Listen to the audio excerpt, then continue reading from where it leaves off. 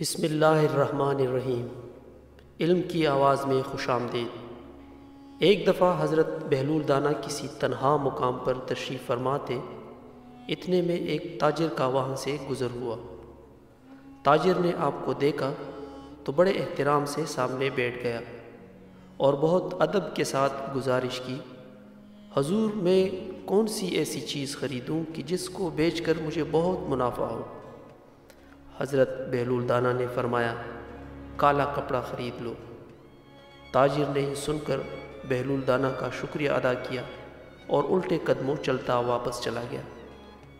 اس تاجر نے علاقے میں دستیاب تمام سیاہ کپڑا خرید کر جمع کر لیا۔ ابھی 5-6 دن ہی گزرے تھے کہ شہر میں ایک نامی گرامی شخص کا انتقال ہو گیا۔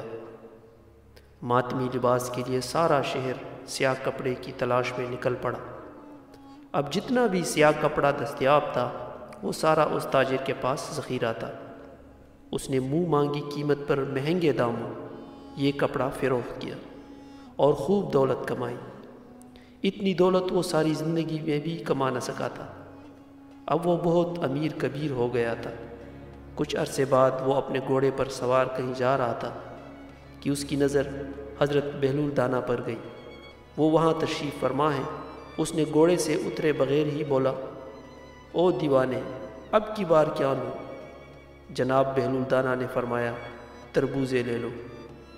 تاجر یہ سنتے ہی بھاگا بھاگا شہر گیا اور اپنی تمام کمائی ہوئی دولت سے تربوز خرید لیے۔ ابھی ہفتہ بھی نہیں گزرا تھا کہ وہ سارے تربوز خراب ہو گئے۔